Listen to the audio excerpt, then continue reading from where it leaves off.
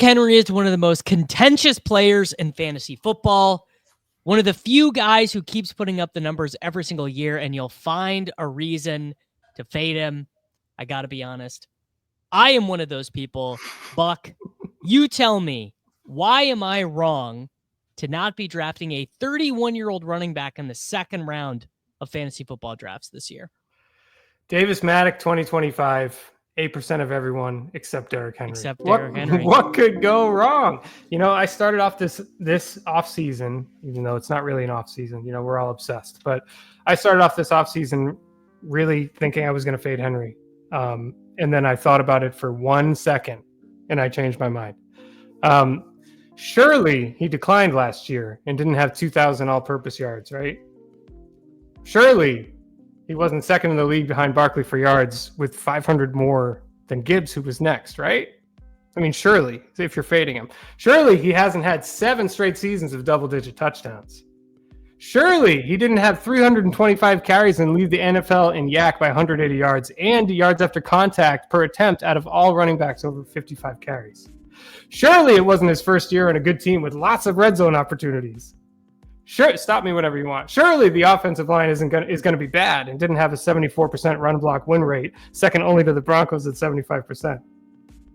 Surely they don't have a rushing quarterback to help open rushing lanes. Go ahead. What's quite interesting about Derrick Henry is I think you could pretty convincingly make an argument that he actually did not even play that much better than his standards last year. If you look at his his running grades, they're actually a little bit below what you would expect historically, right? Which I think is sort of interesting. To say that, okay, he goes to this dream situation. And by the way, sort of a dream situation for the Ravens overall, where their defense was actually not that good. He did have the 42% breakaway rate, which was the best number of his career. And I think that certainly is related to playing with Lamar Jackson.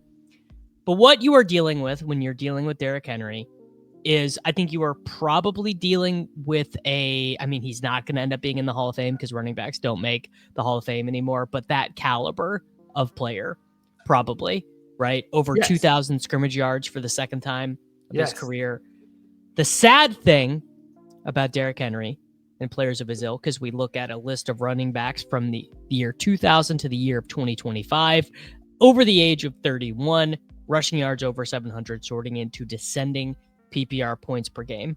These are your legendary seasons, right? So guys who can win you your league from guys 31 or older. If you're not familiar with the legendary upside stuff, basically it's seasons that truly win you your leagues. You have basically 8 games from Priest Holmes, and I will actually give this Tiki Barber season. And the reason why I'll give the Tiki Barber season is he was actually a phenomenal receiver as well, just kind of got unlucky with the touchdowns. But really, at the end of the day, you look at this list, and a lot of what you see is really good players grinding it out at the very end. You've got a 14 points per game season from LaDainian Tomlinson. You've got a 13.3 points per game season from Frank Gore. How about that? A 13.1 points per game season from Marshall Faulk. The amount of times, by the way, that Frank Gore shows up on this list is absolutely hilarious. I do see Latavius Murray down there too, which is pretty funny. Yes.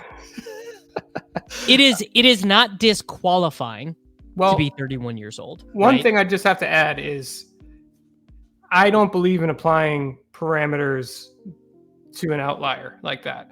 Like I think Derrick Henry, both physically and production wise and style of running, is like a kind of a true outlier. And we are slapping parameters on him that belong on other people. That's the kind of what I would say to that.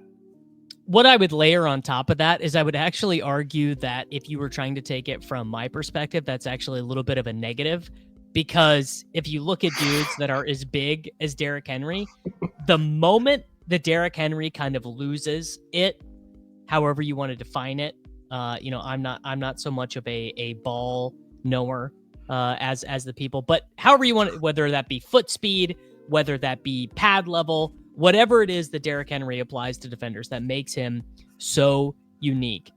Well, I mean, he is likely. I'll tell you this: there will be a moment in Derrick Henry's career, and I don't know if it's going to happen this year. I don't know if it's going to happen next year. It might happen 3 years from now, where it is going to be legitimately sad to watch him play, because you will see this big hulking behemoth of a man. Yeah. And you will say, my God, boy, do I remember when. But like, you know what you're giving up by saying that, I'm going to bet against him because this is probably going to happen soon because of history. But like, you're giving it. The season last year was like absolutely insane. Like, let me just go through some games. He ended the season 138 for 2, 147 and 1, 162, 140, 106 and 2, 169, 130. Like, he's showing no signs of decline at all. Like, and this is, we always say, like, oh, imagine if Derrick Henry was on a good team, and he goes to a good team and he does this, and you're like, well, he's old though, so maybe he won't do it again. Like, he's walking into probably the best red zone situation in the league, right?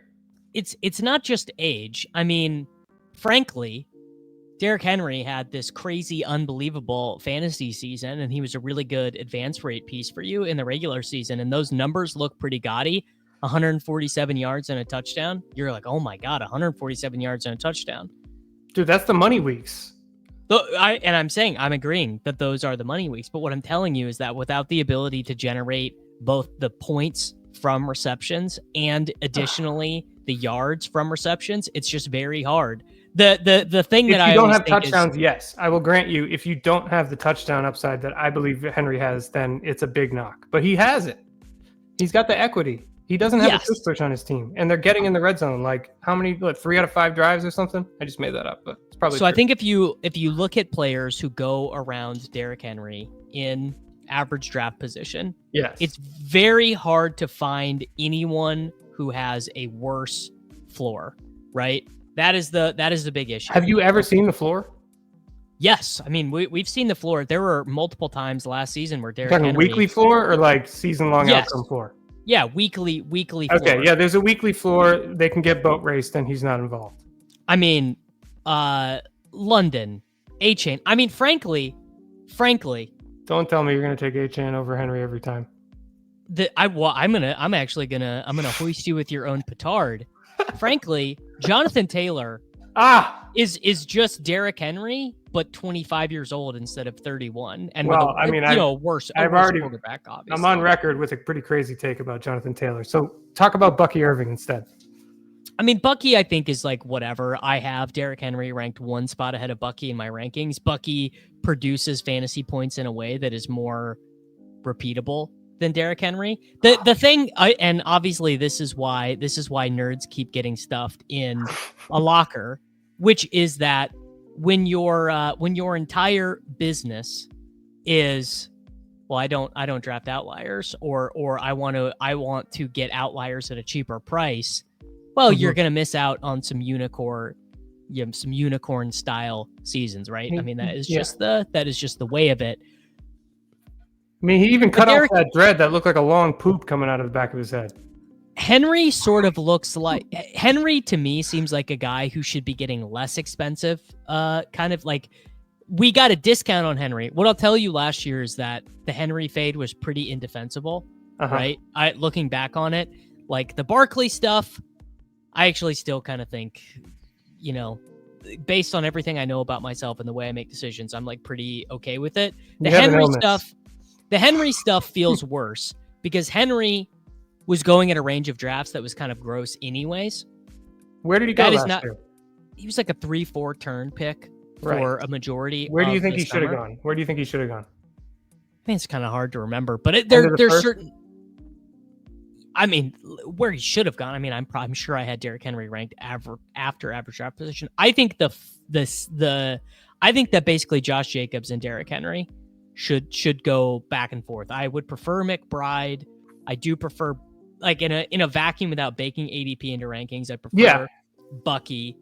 And structurally, I have no issue taking Henry over Higgins, obviously, but structurally, particularly when you start with Bijan or Barkley, it's a tough road to hoe. So, all right, well, let me reframe the question a little bit. Are you taking, like, when you look at the wide receivers that go around Henry, Are Yeah. you taking them over Henry every time? All of them. I mean, Like BTJ, yeah. are you Yeah, taking basically every time, what because about I Lad? think I would take Henry over Lad sometimes. Okay, well, they're going back to that. back, right? So Yeah. that's not bad. We're getting somewhere there. The preponderance of history would just suggest to me that there are way more Marshawn Lynch age 31 seasons, right?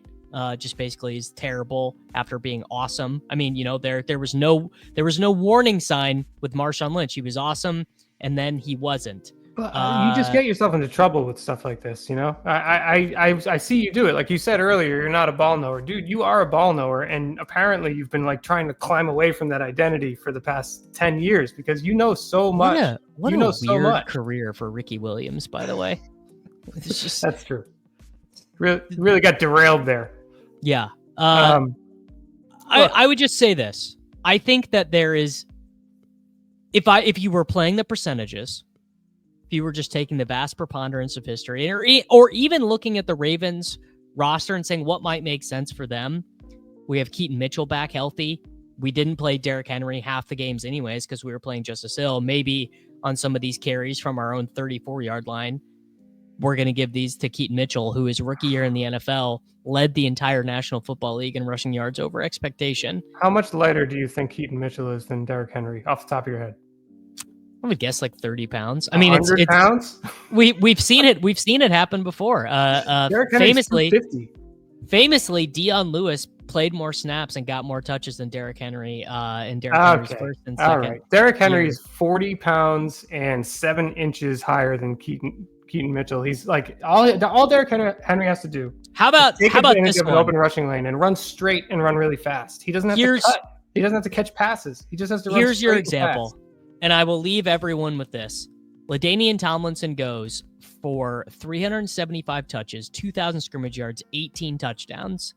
Then the next year, at age 29, you took him in the first round that year. You're punching air, 1,500 yards, 12 touchdowns. And then at the same age that Derrick Henry was last year, he goes down to 884 yards, averages 3.3 yards per carry, and then he goes to the Jets, and it's over. I mean, I would have to ask you about the context of what happened in the team year over year there.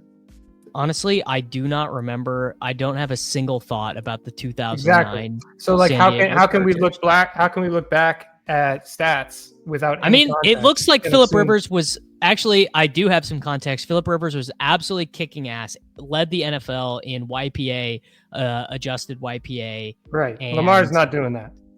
Well, no, but I'm saying the context of the offense is that the offense was awesome. But they didn't rely on the run game. They did well. I mean, you don't. And as an NFL running back, you just want touchdowns. You actually don't really care about how it happens. I just feel like everything to function perfectly around you, and then for you to score. Let me ask you, what is the exposure percentage right now, June 4th? What is it? Low. Tell me what it is. 2%? Yeah. All right. I hear your arguments and I understand what you're saying, but I feel like you are not thinking about the possible reward and how insane that could be. Yeah. You got to get to 8% of everyone. That's our mission. Except by the end of Hot Best Ball Summer. Everyone, like the video, subscribe for daily fantasy football videos, and we will